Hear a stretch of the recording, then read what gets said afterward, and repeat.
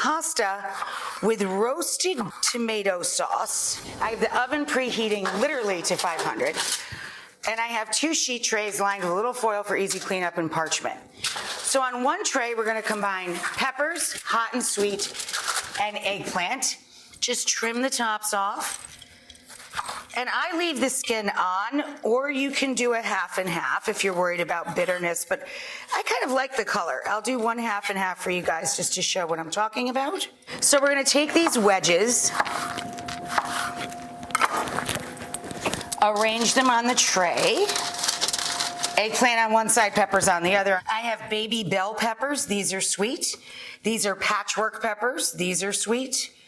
And you can use anything that looks great in the grocery store.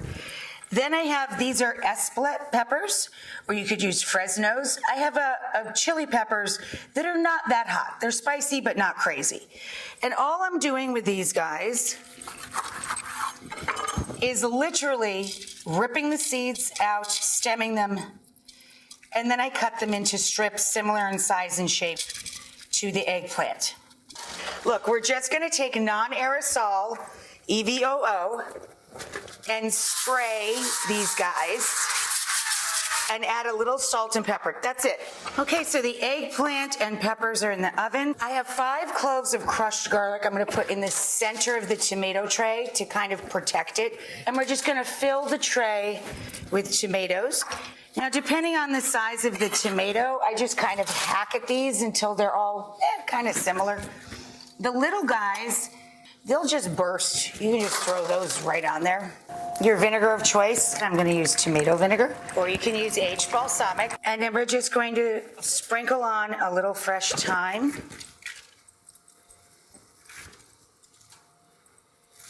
These will be in the oven about 20 to 25 minutes until they're brown at the edges and burst.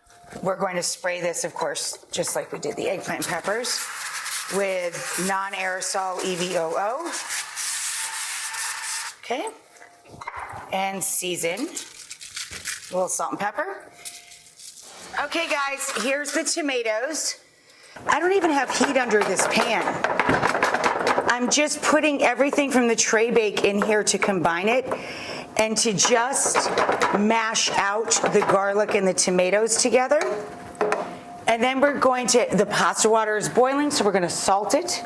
Sorry, I'm skipping all over the place, but that's what cooking is. You gotta work on your feet.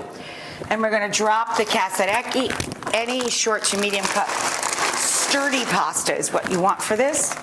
Into the salted water goes, and you're gonna cook it 1 minute less at least from the package direction. Look at that. How delicious is this dinner gonna be? And you don't even have to do any work. That's what I love. You just pull it out of the oven. It's so exciting. A little bit of that starchy cooking water for magic time. Turn the burner off. Drain your pasta of choice. Beautiful. Back in the hot pot. Boom. Add all of our beautiful eggplant, pepper, tomato sauce. And this is why we turn that off early, to account for this portion, where it continues to cook when we're combining the pasta and the sauce. Now we're going to add some of that good, really super duper extra fruity olive oil.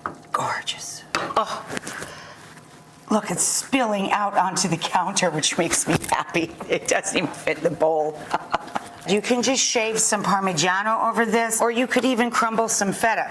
This is ricotta salata, and it's just what it sounds like. Solidified ricotta cheese. They just drain away the excess liquid. And I just kind of put a big pile in the middle so that you don't, and then pass more at the table, of course, so that you don't cover up all the eggplant and the color of the dish. So a little pile in the middle to mix in at the table. And then I like to finish with a mixture of mint and parsley. And then we scatter that around.